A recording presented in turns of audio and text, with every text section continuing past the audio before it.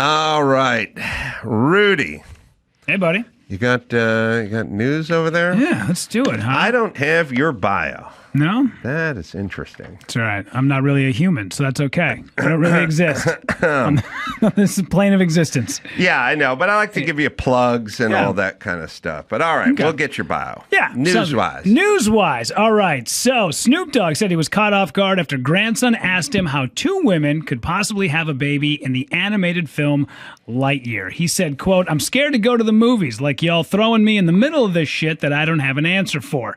It threw me for a loop. I'm like, what part of the movie was this? These are kids. They're going to ask. I don't have answers. And I was just there to go to sleep and watch the movie. That shit woke me up." He was there to sleep and watch the movie, which is, I don't know how you watch a movie while simultaneously sleeping, but he is Snoop Dogg, so.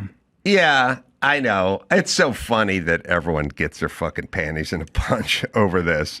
Also, it's Snoop Dogg. Yeah. Like, if there's anybody on the planet that we don't need to be politically correct and or toe whatever societal retarded line we're getting into today, it's Snoop Dogg. Yeah. First of all he does is smoke pot and talk about pimping and hoeing. Mm-hmm. So get used to it. At some point, he was the person that parents had to explain to their children. Like, I remember I got grounded for a Snoop Dogg CD, and if my mom would have known that years later that lesbians would be in Pixar movies, she probably would have gave me the goddamn Snoop Dogg CD back and just been like, okay, just listen to your shitty music. Yeah, I mean, I think it's okay to explain your experiences. Like, I think you can go, I was at a movie, I was with my granddaughter, two chicks popped up with a kid. My kid turned to me and went, what are these two mommies doing with a baby? And I didn't really have a good explanation for my 6-year-old granddaughter.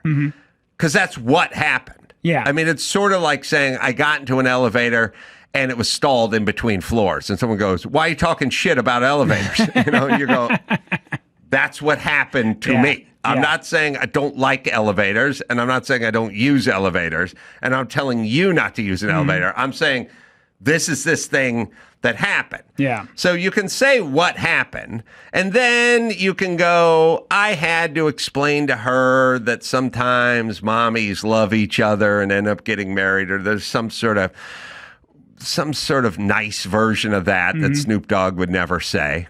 Yeah. And then there's what he did experience. But I do agree that, like, my whole thing, and I think all parents feel this way too, which is like, look, first off, whatever's out there, there's stuff out there. There is Al-Qaeda out there, and there's like honor killings, and there is genital mutilation, and there's bizarre German porn that I know. I'm an adult atheist, and it would freak me out, give me nightmares. There's all of it is out there, and then there's the trans community, and that's like, that is fine, and I don't care about the trans community. But then you go, the trans community wants to come into your first grade class and start talking to them about something. And then I go, that I don't want. Yeah. And then they go, why not? You have a beef with that community? And I go, no, I don't have a beef with a lot of stuff. I don't have a beef with the German porn, but I don't want it showed in the first grade. So there's stuff that I just want separated from that stuff. Yeah. And I think somebody decided, especially Disney and Pixar and Hollywood, that it would be a good idea to get everyone exposed to everything early, as if that was some solution. Yeah. I don't think it's a solution. Like, I think kids, especially in this modern society, find their way into everything eventually, and we don't need, like, do not worry. Your young son and young daughter will discover there's something called the trans community at some point, and they'll also discover Al-Qaeda at some point, and they'll also discover genital mutilation, and they'll also hear the song Man-Eater by Hall & Oates. It's all going to happen. All the shitty things in life are going to come on. We don't want it to happen. Yeah. We wish we could shield our children from Man-Eater. Man-Eater, yeah. But it cannot, or Abracadabra. by Steve Miller. It's going to happen. Yeah, but I don't want to play Abracadabra while they're in the crib. Yeah, absolutely. Yeah, I feel the same way about Don't Stop Believing. Like, I don't need that in the classroom while the trans lady is trying to read Berenstain Bears. They are never going to be able to escape Don't Stop Believing by Tyranny. It's fucking possible. It is impossible. It is ubiquitous. It is everywhere. It's relentless. Yeah. It doesn't sleep. It's whatever the speech the guy gave about the Terminator in the first Terminator. Yeah. That's it doesn't what stop. Don't Stop It doesn't Believing. feel. It doesn't have remorse. You can't reason with it. It's an ear-killing machine. Yeah, it's so bad. It's awful. And then on top of it, it was like it lulled for a few years. It came out and then it lulled, and then the goddamn Sopranos had to put it in to that final episode. And when it cuts to black and you hear the "Don't Stop," boom, and it was like it shot it into the stratosphere. And now every stupid fucking baseball game I go to, every time I go to a Lynx WNBA game, now I got to sit and listen to that goddamn song. Yeah, I will. I'm going to say this. Don't Stop Believing is not as bad a song as Abracadabra, but it gets played 72 times as much, or maybe 1,000 times as much. And so there's two categories for songs. There's horrible songs that get played enough that we should never have heard in the first place. And then there's songs that I was fine with until I was beaten over the head with them. Yeah. And that's where I have Don't Stop Believing. Well, it's weird that there's stuff that's so middle of the road and bad, and yet it gets so many spins. Like if you just happen to turn on TNT and they're playing The Son of Mask, I don't need that movie. I like Jamie Kennedy. He's a fun guy, but that movie's a piece of shit, and I don't need it to be on network television when I'm in my hotel room on a Saturday afternoon. I tend to think those... And I agree with you on that. Like, I don't know why we need to see Son of Mask ever again. No. But I think there's a financial explanation, which is those movies cost less to clear or whatever it is. Oh, sure. And if you want a Tarantino film, that might come with a different price tag. Yeah. So I think there's some economic part of that. The Don't Stop Believing part is just people being dumb. Yeah. And when you're dumb, you like repetition. And you're basically more animal than man, and that's where Don't Stop Believing comes in. But anyway, the whole point is we do not need to pipe in Don't Stop Believing into our kids' nursery because at some point they will be hit with Don't Stop Believing. Yeah. And I feel the same way about the trans stuff. Yeah. Plus, also, I like that old Louis C.K. bit where he goes, I don't know, it's your shitty kid. You figure out how to talk to him. Why do I have to be the guy who's bringing it? Did you see this video? This is great. This is peak North Carolina. A North Carolina woman is being celebrated after a video clip of her physically detaining a suspected pickpocket in Venice went viral on social media. Venice, Italy. Venice, Italy, yes. Yep. Mm-hmm.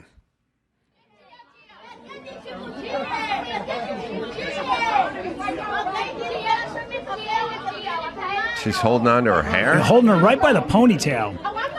Held her for an hour. You stole my purse with my passport in it.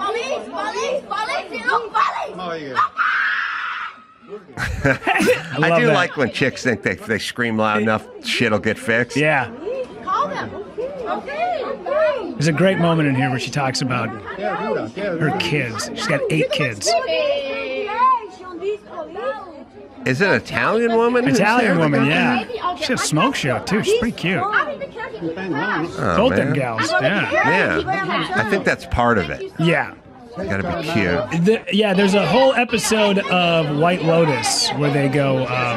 It's on a loop, guys. You can turn that off. Yeah. There's an episode of White Lotus where there's women that are sort of like that, like very good looking. They're in Italy. They use their looks to get by, and then they end up scamming guys like that. But one of the things the woman yelled, which I love, is as that woman was screaming, the suspected pickpocket, she said, "You're not getting away. I'm not stopping, kid. I have 8 kids. You don't get to me."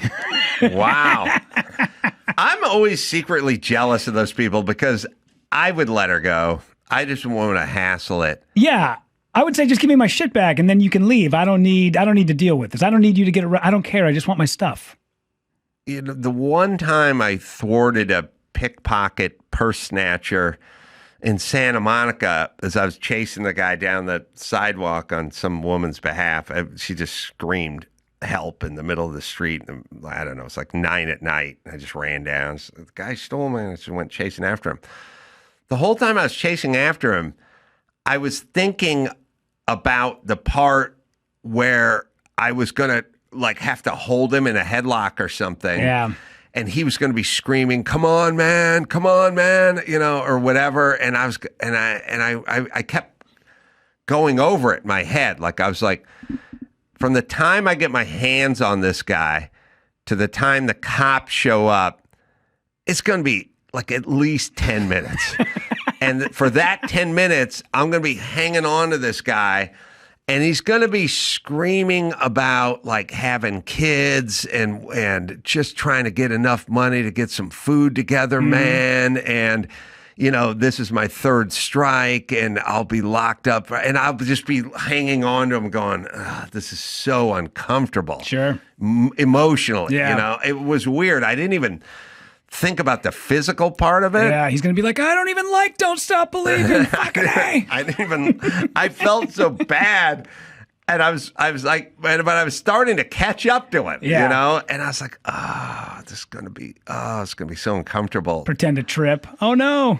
No, I was really like, this is going to be so uncomfortable. I wasn't thinking about the physical part. I was just thinking about the emotional part of it. Yeah. And also, I was just bad. Like, I couldn't write people tickets and stuff like that. I couldn't be a cop because I couldn't pull over poor people. Like, I just feel horrible. But anyway, thankfully, right when I got up to him, he just jettisoned this woman's purse and briefcase. He just, like, chucked it. Sure. And as soon as he chucked it, I was like, all right, see ya. Yeah. I'm not going to hang on to your ponytail. Yeah. And that was that. And I'm glad I avoided that. But as soon as that bitch started screaming, I would have just, I would have let her. I would have got my purse back and let her go. And just let her go, yeah. See, that's the thing about big cities, where like I grew up small town, northern Minnesota, a little place called Hibbing, and we were kind of up on a rooftop having a party, and kids below us took a brick and threw it through the back windshield of a vehicle that was outside of a bar. And we're like, let's get him. So we take off running. We go down the street. Now we're chasing after these kids. And then we caught up to them. We're like, oh, shit, we know you guys. Never mind. You're good.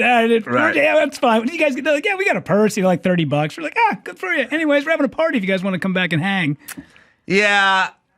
I'm sort of jealous of the women or the men or the whoever who can get first off, if somebody steals shit from me, I don't take it personally. I just feel like they're thieves and they want money. You know what I mean? Sure. So they're people, like when you do stuff to them, they take it personally. Yeah. They like internalize, or maybe they're narcissists. I don't know, but they get really animated about it. But I never would, because they're not stealing stuff from me. They're stealing stuff from a victim who happens to be me. But it's the same way, like driving on the freeway and getting cut off. Like that person's not cutting you off. That person's cutting a car off that you're in. Yeah. Oh. Yeah. So. All right, moving on. Here we go. So Delta agrees to pay $79 million in a settlement to South Los Angeles residents after its pilots dumped jet fuel on neighborhoods more than 5 years ago. In January 2020, pilots of a Boeing 777 turned their Shanghai-bound flight back towards LAX after experiencing engine trouble shortly after it took off. However, pilots were forced to dump their fuel reserves since the jet exceeded its max landing weight of about 160,000 pounds. The liquid rained over thousands of cars, homes, businesses, and schools. They have agreed to not only pay the $79 million in the settlement, but also have everybody's properties tested, and then upon that, be given a certificate confirming that their property is clear. So they figured they're fueled up because they're going to Shanghai from LAX, right? So they got thousands of pounds of fuel, and then they're going to burn off thousands of pounds on the way to Shanghai. But when they turn around and land, they're too heavy. So they got to dump that fuel.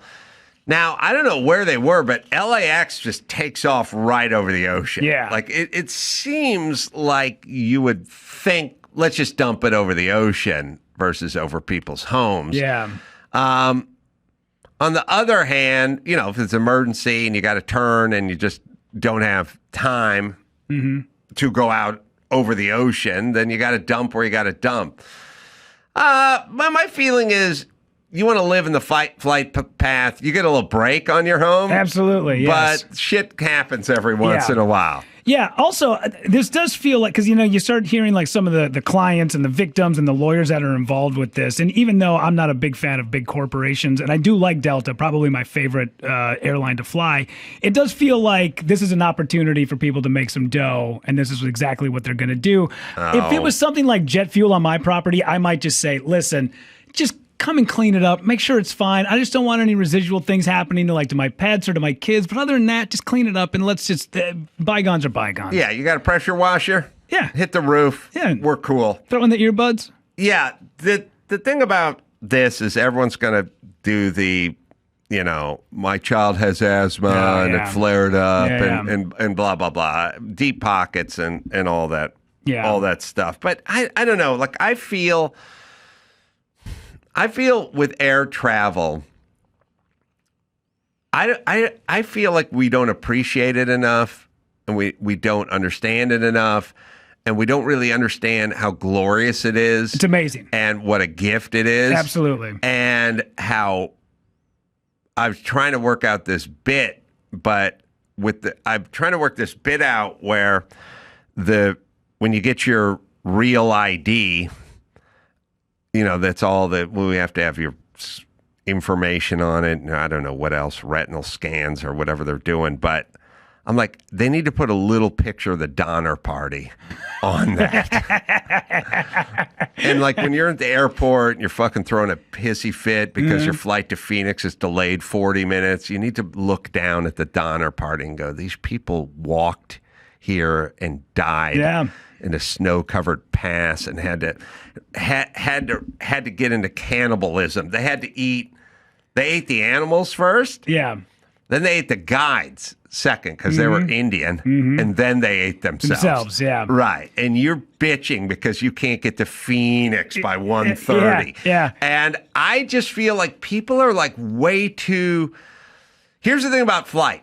Here's what I'm going to say about flight. You do not have a God-given right to fly. Nobody deserves to fly. This is a privilege, people. You don't need. Nobody in human history was able to get from LA to New York in 5.5 hours. Nobody until the last 10 minutes of our society. People died, spent many, many months, got lost at sea. You know, God knows, the Kraken got them, Indians got them. You know, I mean, this is the first time in world history that we've been able to do this, and you need to appreciate it a little more. Yeah, and you also kind of need to go, wow, we're really pulling something off. Yeah. We got 200 people that are flying to Shanghai or wherever they're going. I mean, that's pretty good. Yeah, and once in a while there's going to be delay, and once in a while there's going to be a mechanical thing, and there's going to be a shit happens kind of thing. Yeah. But that should all come with the territory, and you should appreciate what you have. Yeah. I had that conversation with my daughter on a flight. We were talking about, you know, parties back in the day that had to take, you know, wagons west, and as they were trying to figure out the lay of the land. And she was like, and I was like, you know, they had to kill their own food. And she wasn't impressed by any of it. And I said, by the way, they had no Wi-Fi. And she was like, get out. What? They walked all that way, no Wi-Fi? I was like, yeah, that didn't exist back then. They just had their thoughts and not even a path. They were the ones making the path that went all the way to the goddamn ocean. I know. So I just feel like people need to. Yeah. Again, they feel like they deserve flight. Sure. Like you see the films of the chicks at the airport, and it's like, sorry, we closed the door a half hour before, and they're like, fuck, bitch, and they pick up the computer and throw it at them and stuff. It's like, you don't. This isn't some sort of birthright. Yeah. This is a privilege. And you need to show up on time. And if you live in the path, once in a while, you get some Jet A dumped on you. All right, let's do one more. Yeah. All right. So, oh man, everybody's favorite quarterback, Jay Cutler, will have to spend time behind bars as part of a plea deal with prosecutors over his 2024 arrest. The ex-NFL star pleaded guilty to 1-count misdemeanor DUI. Per the deal, prosecutors agreed to drop 3 other charges filed against Cutler. Back in 2024, Cutler was arrested in Franklin, Tennessee on charges of driving while intoxicated and gun possession while under the influence. The other charges included violation of implied consent law and failure to exercise due care, which was reported as a charge brought over refusal to submit a blood or alcohol test. Now, this is the part that always confuses me because every time I see like a TikTok or a reel and somebody goes, you don't have to give a breathalyzer. When they ask, you don't have to give one. And then you hear about guys get charged for not giving one, or they get taken in and then they do the blood, or they end up giving it anyways. And then I'm like, okay, so which is it? Which am I allowed to tell the cop you don't have the right to come into my vehicle? Or I don't know. It feels like there's so much contradicting information. These guys are the same guys that are like, you don't have to pay federal income tax. See, these assholes. Constitutionally, there's nothing in the yeah. Wesley Snipes saw your infomercial and did 7 years in federal prison because he didn't think he had to pay. Like, there is nothing in the Constitution that says, which is sort of like those Disney movies when the Gus, the mule, would kick field goals. Oh, sure. And then the opposing coach would run out and start yelling, and then the ref would go, there's nothing in the rule book that says a donkey can't. True. Still implied that it's not legal. Yeah, we need a human. Right. So they will. Now, what I've learned from attorney Mark Garagos, who's in the back and going to come in here and talk Menendai in a moment, the tips are, if you just left the bar, like you just took a couple of shots and left the bar and get pulled over, take the breathalyzer because it hasn't fully entered your blood system. If you're watching the game, had some drinks, cut yourself off in the fourth quarter, left after the game and were driving home and got pulled over, take the blood because they got to bring you in and your blood alcohol levels going down as the time wears on. You guys mind stopping by Subway real quick so I can get a foot-long sub? I'm just a little hungry, that's all. Yeah, but also, listen, Cutler I like, but if you got a gun in your car and you keep it in your glove box and then you get pulled over for DUI, I don't think that should be drunk, intoxicated, and gun possession. It was in the car. Like, you also have you have a tire iron in your car too, which could be used as a weapon. And you're drunk, but the tire iron was always in the car. I mean, if you're waving the gun around while drunk, but if they find the gun in the car when you're drunk, the gun was in the car that morning when you weren't drunk. No problem. Yeah, it was on his way to practice. That's he stopped by and picked up a 9mm. Right. So I'm just saying, I don't know about the gun part. It is weird that there's actual time in jail, which normally you get like suspension of your license and which whatever. Which you also got, I also, if I was running for president, I would run on a unification platform, which is, look, age of consent all over the road in this country, blood alcohol level, legally intoxicated all over the road, pardon the pun. Let's just call it 16 and 0.10. All right. Can we do that? We can move on. That way, when I go to Hawaii and I'm talking to lady friends, I wouldn't have to do the math, or I've had a couple of drinks when I want to talk to my lady friends on the drive home. There's a lot of calculations going on. You just make it 0.1 or 1, what is it? 0.1. Wait a minute. 0.01. 0.01. You make it 0.01. And you make it 16. And by the way, I feel like that crew is the same group. It's the same group of fellas who could really benefit from some unification here. Absolutely. You know what I mean? Yeah, no math involved. Plus, I don't know if you've seen Cutler on the field. He's not great at math.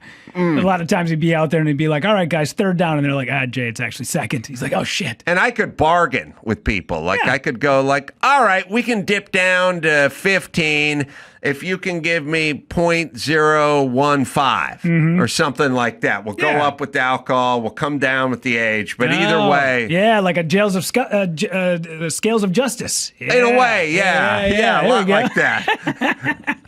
So, and she wouldn't be blindfolded, but she'd have beer goggles on. Lady Justice would be wearing beer goggles, and I could negotiate that. Gypsy couture shorts. Yeah, let's just start at 16 and 0.01. All right. Yeah. All right, Mark Garrig's waiting out there.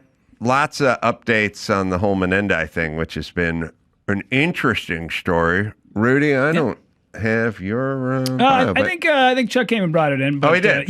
maybe. I think so, maybe. But somebody snuck in here, but I don't know where it went. If not, don't worry about it. You can find me at Rudy_Pavich on Instagram. You can go to my website, AdamCarollasopener.com, because nobody remembers my goddamn name. And then also, I got a couple of shows. October 3rd, I'll be in Jenkins, Minnesota, doing Snarky Loon Brewing. And then you can catch me on Black Friday, November 28th, at Heavy Rotation Brewing in Minneapolis. Yeah, I do have her. Yeah. Sorry.